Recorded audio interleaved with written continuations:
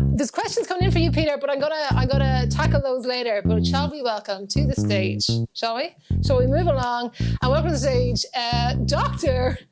Peter Bell Rollins. And doctor. Also another doctor. He's a doctor. Couldn't imagine.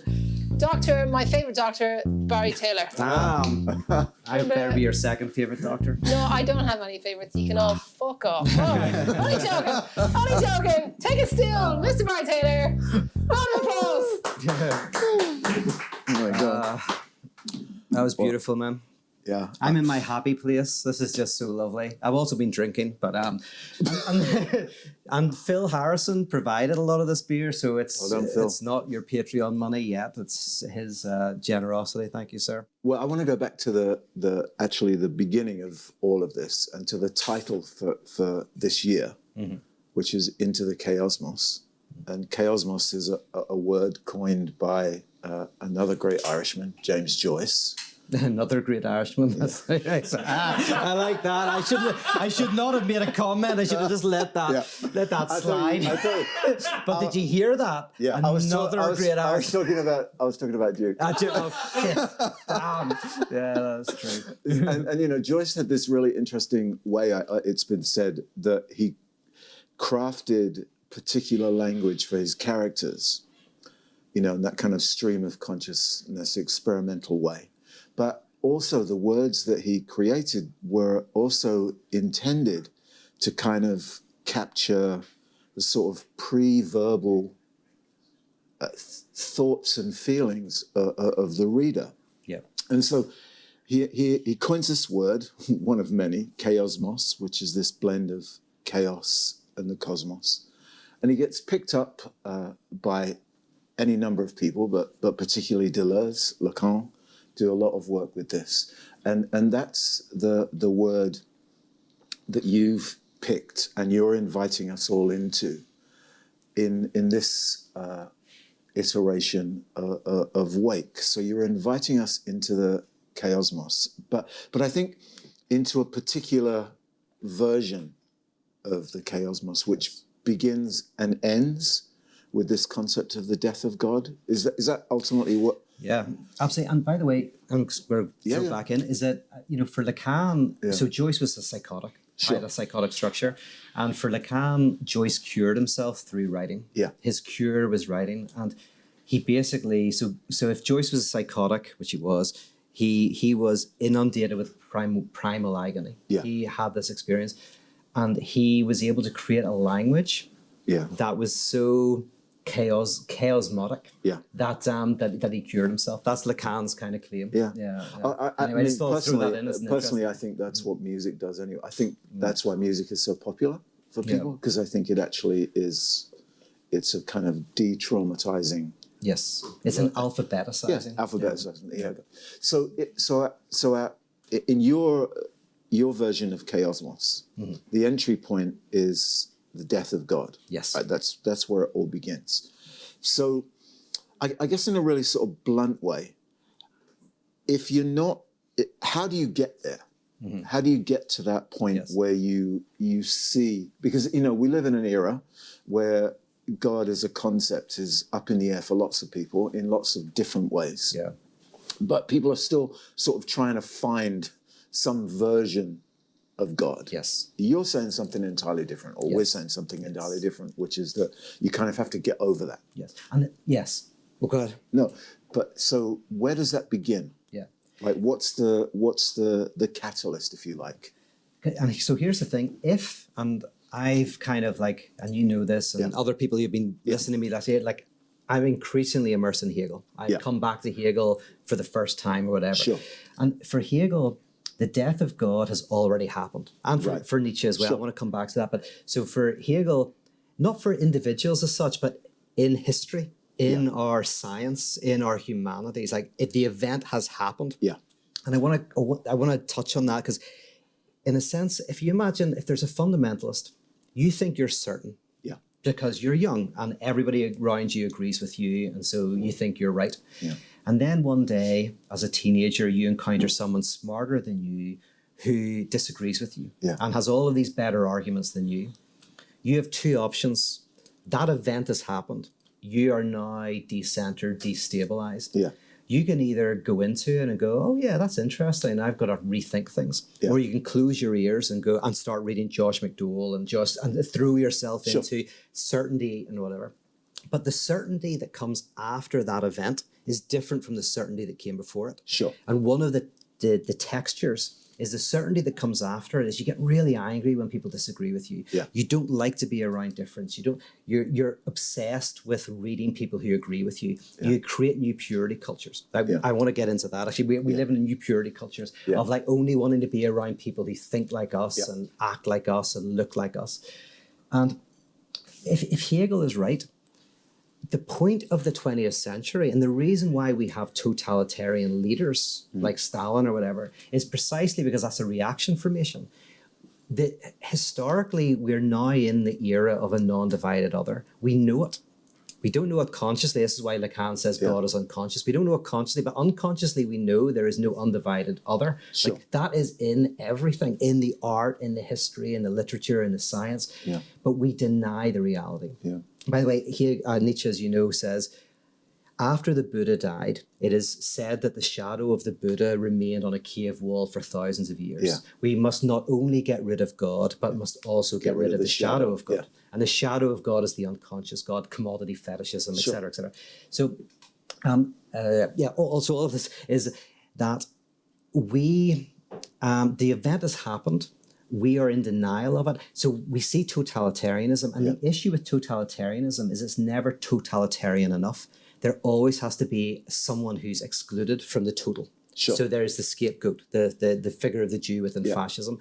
So totalitarianism is an attempt to deny the divided nature of reality. Yeah. But it can never do it. It always has to have a scapegoat. And so all of this is to say that we don't have to... And this is the point of pyrotheology. Yeah. We actually don't have to get to the point of the death of God. It's already happened. That's why I was talking about primal agony. It's already occurred. Yeah. We just have to get the point where we can symbolize the real of it. We can put it into symbolic. That's the 21st century. Yeah. If the 19th century is the death of God and the 20th century is the denial of the death of God, the 21st century is the confrontation with it, and then the God beyond God. Yeah. Yeah, which we haven't got to. Yeah, well, we're not going to get to that. No, we're not going to We're never going to get there. We're not going to get to this week because that. Yeah. So, what would you say to somebody who is wrestling through this whole notion of the events happened, the death of God is dead and buried. Yeah. It's done. You know, we're in the aftermath of that. Yeah, which I think is an important sort of idea. It's like a beta element. That's the beta element of the 20th century. The beta element is the unsymbolizable event of the trauma that is our freedom. Yeah. And that's what anxiety is. That's why psychoanalysis is birthed in the 20th century, because we know neurosis is born, anxiety is born. That is a modern phenomenon. That is the denial of freedom. Anxiety is the denial of freedom. Well, anxiety is our freedom, but panic is the denial of anxiety. Yeah. That's. I mean, and again, but those words are important. Yeah, they're all important. It's important to get it. I mean, your ducks in a row. Yeah. Well, I think we also don't take language seriously enough sometimes, and we interchange those things. And there's a big difference between anxiety and panic. And how they manifest and what they offer to us as people. And by the way, that's why, as you know, but that's why for Kierkegaard, anxiety is our freedom. Like anxiety is not something bad. It is the evidence that you experience life not knowing what you should do. Should I stay in? Should I go out? Should I have fun? Should I not? Should I call my mum? Should I not? Like anxiety is the evidence of our spirit, of our freedom. And so for Kierkegaard, we should not try to get rid of it. We have to find a way to accept it. And for me, in a way, panic is the attempt to deny anxiety. Yeah. I was just sitting there thinking, I mean, we're sort of saying, you got to get around the death of God, or you've got to come to terms with that. But really, when it comes right down to it, what you're talking about, it isn't just getting your head around a particular idea. It's actually beginning the process of completely reframing the way you understand the whole of life. Yes. And its purpose, if Yes. purpose is the right word to use, right? Yeah. So what do you think that for you? So well, actually, I'll put it in a slightly different way. So pyrotheology, what are you setting fire to, and what are you trying to light in the pyro part? Yes. And what's the theology in pyrotheology? Does that make sense? Yes. So what are those, if we're looking towards this, and we're heading in the next 3 days towards not only thinking in the beginning about into the chaosmos, but then deeper into it so that we can learn how to think about our lives differently. Yes. What are the two elements that come together in pyrotheology that you are both, if you like, burning down and stirring up? Yes. Does that make sense? Yeah, no, absolutely. And the theological side, and that's why I've always, even though I'm trained in philosophy, it's a theological event, because theology is a theory and a technology. Yeah. You don't just think, you go to a community once a week, in fact, twice a week, maybe 3 times a week, and you do it for the whole of your life. I believe in a collective of the contradiction, that we find it so hard to accept our freedom, to feel this anxiety, that we need a place where we go, a desert in the oasis of life, a place we go where there's art, there's song, there's poetry, there's preaching, that helps us to see that we are the symptom of the universe. We are the ticks and grimaces of reality itself. We are the knot within reality. Yeah. It's so hard for us to accept that we need every week to go somewhere. And you can't do psychoanalysis because it costs a lot of money. Yeah. So you go to a place on a Sunday morning, it's kind of free, and you have art and music, and etc. It already has a communal dimension built into it. So that's why it's theology, and theology is always interested in the absolute. What is the very core of reality? Yeah. And the pyro is the very core of reality, is fire, which it burns. So fire is a weird between being and nothingness. So after the fire, there's nothing. Before the fire, there's wood. You know, fire is this, you could almost say, a contradiction of of being and nothingness. So the pyrotheology is the living in the fire of the contradiction in a collective with art. That's why we with Wake have music, have Duke playing, because it's not an intellectual thing, it's something one enters into existentially. And I want to make a distinction between community and communion. So community is a group of people who are gathered around something they share. A community, we are gathered around dart playing or snooker or comedy, whatever. We're gathered around what we share in common. A communion is gathered around a shared lack. So a communion is the death of God. You get together, you have a meal and remember the loss of God. And pyrotheology is about a communion where a group of people are gathered around a shared loss. And my worry, and I've talked to you about this, I'm interested to see what you think, but is we live in a revival of purity culture. And for me, there's 3 big reasons that are interconnected, and people don't make this connection with history. So one is COVID, right? So that's literal. It's like people, germs. There's something physically, I don't want to be close to you because physically you might give me COVID, right? So that's a very literal base form of purity culture. I want to protect myself from the dirt.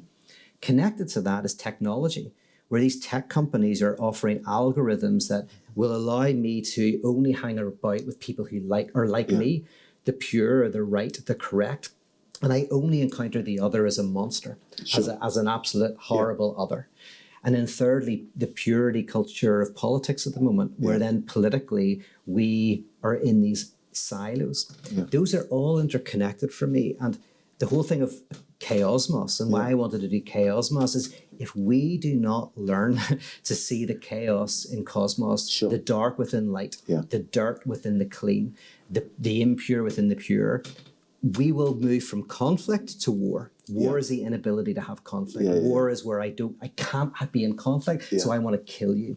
And I think we are dangerously close. I mean, I think I actually really completely agree with you in all of those aspects. And I think it's one of the things that it's interesting to me that if you sort of you go back as particularly Western society, but let's just say the whole world has become more modernized. We've also become more obsessed with the clean. and particularly in the West, where people are, so afraid or so never near dirt. Yes. That, you have people that are life coaches, and they tell people, take your shoes off and walk on grass, like it's some big revelation that you actually would put your feet on earth and not on concrete. You know what I mean? And I think it's reflective of a kind of internal distancing from dirt. And we've talked a lot about purity and impure, and the tendency for particular versions of religion that focus on an obsession with purity. And that's a big part of the Judeo-Christian dynamic. It goes back right to the beginnings of civilization. The beginnings of religion and the beginnings of civilization are what to do with excrement, what to do with waste. What to do with shit. Yeah, what to do with shit. I mean, that's you can literally date the beginning of civilization to kind of those questions. Religion has always been tied to what is pure, what is impure, what is clean, what is unclean. Civilization has always been tied to that. But it's interesting how that continues to grow. And then within tech, that's why sci-fi movies are always so sterile. And Apple has a sterile morgue aesthetic. It's always promising more sterility, more purity, more escape from basically what Hegel calls beautiful soul, where you put your own monstrosity onto the other, like the monster's under the bed because it isn't in you. And but the interesting thing is the critique of purity culture is also within religion. It comes out of religion, the idea that who's in is out, who's pure is impure. And that's what I mean by the death of God. That's what Luther was doing, interestingly. Who's in, who's out, who's clean is unclean, problematizes our purity narratives. And a man who was famous for his views on shit. Oh yeah, that's right. That's not, and that's a great connection. That's not. I think it's a really key thing, because the chaos in the chaosmos is the impure, and it gets then at the heart of the whole impulse of forms of religion that want completion, certainty, satisfaction, absolute, a world that the beginning and the end of, the parameters and the boundaries and the that's limits the modern world. It's the modern world. So when Marx, that's almost the folly of the Western experiment, is our attempt to sort of map the world in such a way that it's all within our purview and our control. And along comes COVID, and suddenly you go, we're not as in control as we thought we were. No, and like that's the whole thing. The idea of wholeness, and is that it's never whole enough. It always has to have a scapegoat. It always has to have another who problematizes. That's in Mein Kampf. You see it all the time. Is that there is a wholeness, a completeness, a purity, and then there's a virus that comes in and threatens it. And there always has to be something we have to exclude for the fantasy, the utopia of a wholeness and a completeness. And that's why, for me, that utopic thinking always ultimately kind of ends in utter destruction. And I think, I don't know why, but when I was flying over here, I in my head, there's a quote from Bataille, stop making sense, but there's also a Talking Heads song, stop making sense. And I think one of the interesting things in the last year are all the various ways people are trying to make sense of the chaos that is COVID, like trying to understand everything about it, when really it's beyond our understanding how some of this stuff happens in life. It's part of life that there's the impure is always it's always there, lurking beneath the surface. And I think coming to terms with that. But my big thing, which I think Mike agrees with, is my thing is like, the reason why I'm not a mystic is so the mystic has the notion of there's stuff that's unknown. Whereas, and I'm not a mystic because I'm going like, no, we do know we do have the truth, and the truth is not that the universe is unknown, but is unknowing. Like whenever Gödel comes to the incompleteness theorem, that is an insight into ontology, into the very nature of reality. So that's why I've become increasingly, even though my first book was actually on mysticism, I've become increasingly, I want to kind of make a claim that our unknowing is not a lack of knowledge, but a knowledge of lack. Yeah, I completely agree with you. And I think the kind of general sort of mysticism thing is tied to sort of absolutism anyway. You know, it's the end of a particular conversation about God, which was part of the history. I mean, if you're a Hegelian, which I am, this is all a necessary part of history, and the mystics actually had a deep insight. And the movement, and this is in Heraclitus as well, but it's in the modern period when we come to Darwin, when we come to Einstein, when we come to Gödel, when we come to these notions. Democracy was very early on, so we got there quite quickly in some respects. But can I talk about the Hegelian monarch very quickly? I love this. So Hegel has this defense of the monarchy. I think where the left went wrong, by the way, is when they stopped reading Hegel's religion and they stopped reading Hegel's notion of the state. Hegel defends the monarchy. Right? And it's great. Why am I shutting down? No, no, I'm kidding. Yeah. So Hegel's defense of the modern monarchy is he says that the modern monarchy eventually can become a coagulation of contradiction. They are the most powerful group in society or individual in society, and yet utterly powerless. Yeah. So his notion of the monarch is someone who just countersigns the will of the people. Sure. So they're beyond a president or a prime minister who has interests, who puts positions forward. Literally, the place of the modern monarch is to have can be completely impotent, completely powerless, and simply countersign the will of the divided people. Sure. So ultimately, the Hegelian monarch is we would go into a pub, find someone and say, "Oh, you're the monarch for a year." Sure. That's the Hegelian God. The Hegelian God is the absolute coagulation of utter power and utter powerlessness in one moment. Which might have theological reference points. I don't know. Yeah, absolutely. That's why I connected with Luther. You know, absolutely. Which is interesting because Caputo has been doing work with Luther. And Christ and Cosmos, which is an interesting development. But again, I think what some of this is about is the notion of the death of God for too long has been largely centered around a kind of Nietzschean understanding of that. Mm-hmm. And I think what you've sort of talked about tonight and what's developing around us as well is a kind of stretching out of that story that appears and then disappears in the trajectory of God in our cultural history. Yeah. You know what I mean? It's like it appears Paul, then it sort of disappears. You know, we become fascinated with all the other things that fascinate us. Paganism, Gnosticism. To be honest, I think after Paul's insight, we just get Gnosticism for a pile of years. Still, not completely till Luther, but Luther because it does get down to that very core notion that the probably the deepest trauma in all of us is that fuck. Yeah.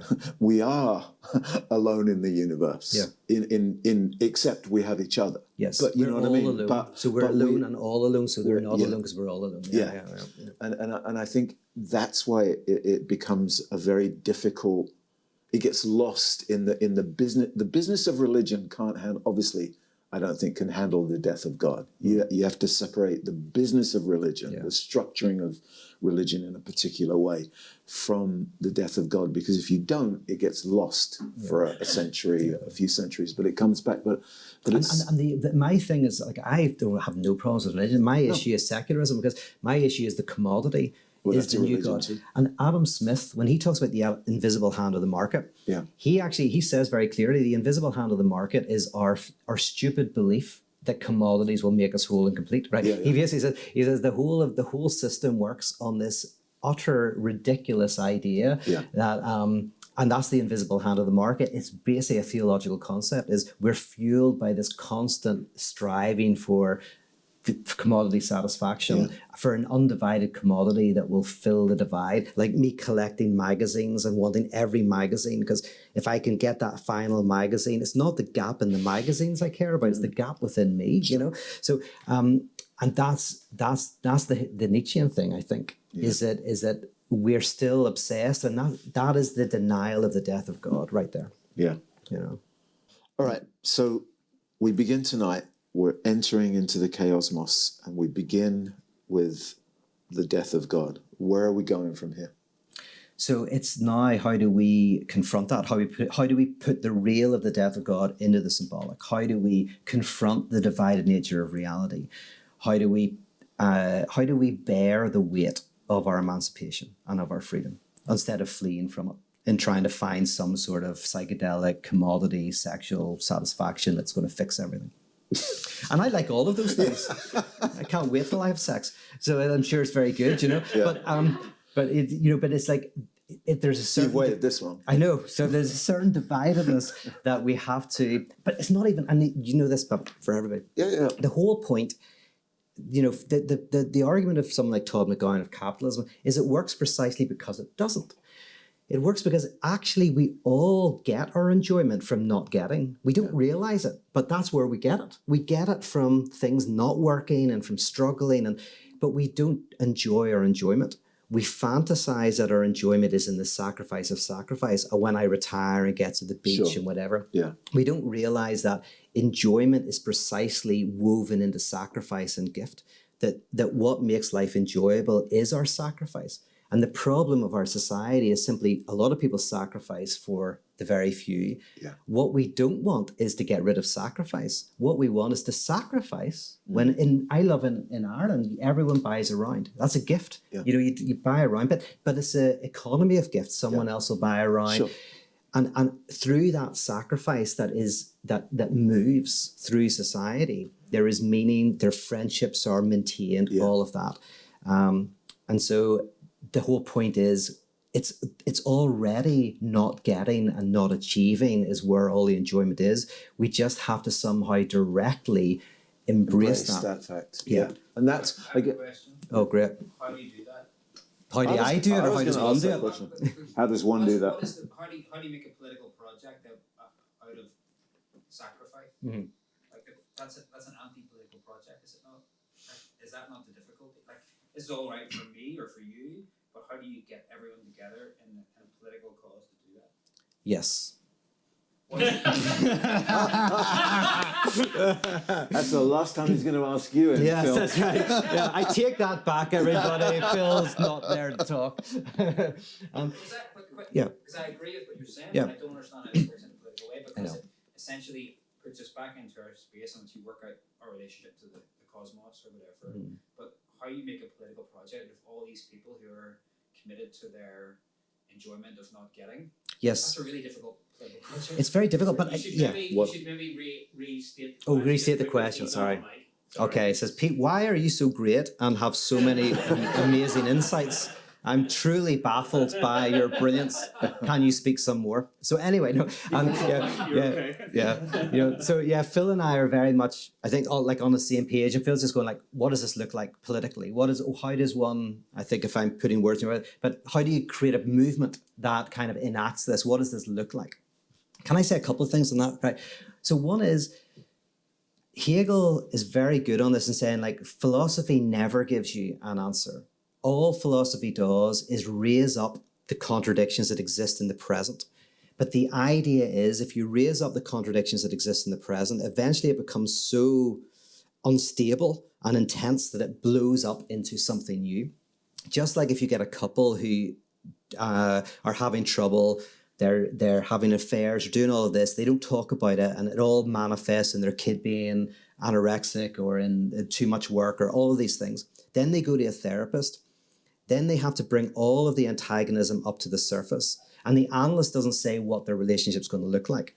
All that's going to happen is it's not going to look the same. It's either they're going to break up, or they're going to break up with the type of relationship they have and have a new type of relationship. Now, I know you know all this, but my thing is, one is that's the Hegelian project then, is simply you raise the contradiction of the present moment to its intensity. That's the political project. Hence, you shouldn't have too much of a notion. However, then saying that, I want to imagine a society where people sacrifice in meaningful ways, so they connect with what they create. They connect with the means of production. they sacrifice, but they are invested. Just like in my work, that's why I'm in my happy place. I'm working, but it's so awesome, and it's awesome because it's part of my essence. It's part of who I am, and that any project that helps people not be alienated from what they make, what they produce, what they sacrifice, and get the good of it, like a cooperative.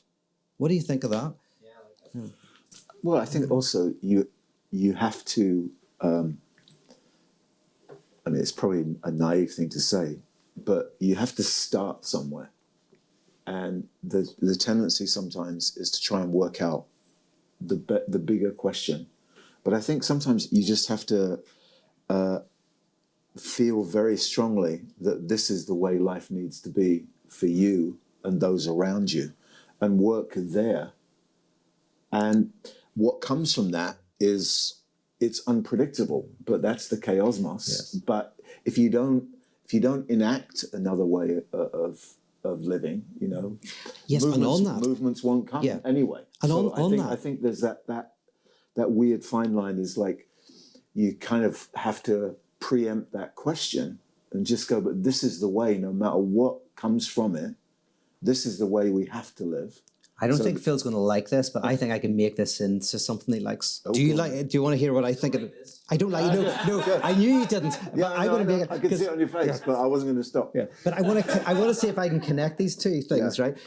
Because what if? And I think you might like this. That the point of church is to create a collective of people who are freed from the pursuit of happiness. So it's the collective of the contradiction, and actually that is a political act. That if we can get hundreds of people in various locations, in thousands and tens of thousands of places, kind of like engaging in a liturgy in which they are freed from the frenetic pursuit of the invisible hand of capitalism, that is a political act. And that's kind of what pyrotheology is to try to inject this notion into the already existing church. Yeah. All I'm going to say is that's what I was saying. So how the fuck?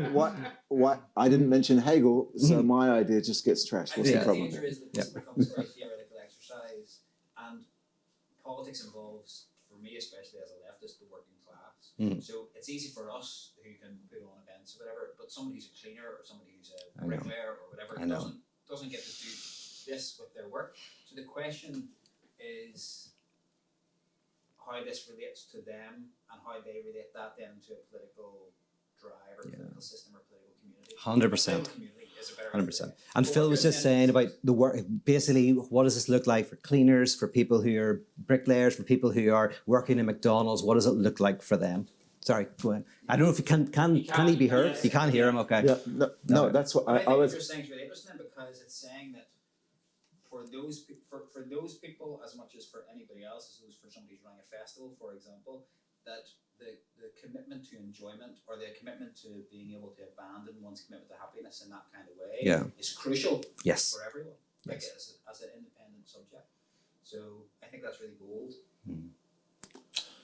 Yeah, thank you. I mean, I'm with you. I think it only works if it works in that situation. If it's just some middle class, affluent thing that's theory, then there's really no point in getting it. But what I was trying to say is you have to start in the world that you live in with the people that you know, acting out this particular way of being. What that looks like, you can't predict, is what I was trying to say. You don't know where that will go, but you can't afford to sacrifice the commitment to making that happen. Yeah. And can I say, here's the thing. So Freud, supposedly, he didn't really say this, but it's reputed to say the only people who psychoanalysis doesn't work on are the Irish, right? Which is a great phrase. It's a great phrase. Now, and the reason why I think that term, which I don't think he ever said, but it's still around, is actually because I think there's a truth in it.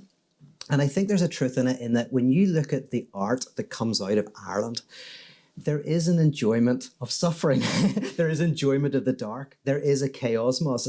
And actually, if psychoanalysis, and I mentioned this in my talk, but I didn't go into it, is if psychoanalysis is a technology designed to alphabeticize the death of God, then, and if Ireland at its best is a place where we're quite happy to be freed from the frenetic pursuit of some wholeness and completeness and enjoy a bit of the darkness and difficulty. By the way, this is why I love Belfast, why I love it so much, is if you're really loaded here, I live in LA, used to live in LA, if you're really loaded in LA, there's no end to what you can buy. There's no end to it. You can buy $80 million house, you can buy $100 million house, you can buy jets.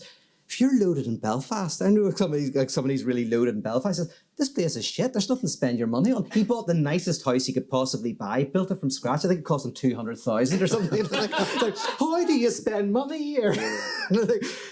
But there's something, maybe psychoanalysis doesn't work for the Irish in the ideal, because we aren't so caught up in the denial of the death of God. Well, yeah, I mean, I do think that there are aspects of that in actually a lot of different cultures, particularly in arts environments, so in Portugal or Brazil, there's saudade, which is the kind of mournful, it's music that celebrates the underbelly, the sadness of life. I mean, it does exist in culture. It's all culture. We just don't. I'm just being very proud of I know, Ireland for a second. I understand. Yeah, the English don't have it, so. No, I love the English. Yeah. But I think it's latent. I think it's there. Yes. It's just not prized. Yeah. It's not nurtured, and it's not. It's like kindness. Yeah. We think that kindness is this kind of weak virtue. Yeah. And we don't realize that a kind society could be the most transformative environment possible, because we go, kindness, that's just for, But this is why I do Wake here. This is a pile of us just getting together. I always want to try, like Adam said earlier, I want to make a professional thing. And I was like, it's just chaos. It's fun. We're just going to get around. We'll drink pints. We'll set it up. Like, that's it. That's the answer. Like, I want this to be an element of going like, this is just chaos and craziness, and you're listening from all over the world, and we're sitting in this pub, and with various people and like iPhones, like pile of iPhones looking at us, and we're not looking for the perfect event or the perfect thing. Well, if we're looking at chaosmos, it's order and disorder. Yes, and you have to have dirt and clean. It's all connected. You have to have Adam. Yes, Adam is the chaos to the cosmos. Bring the dirt. Bring the dirt. Very good.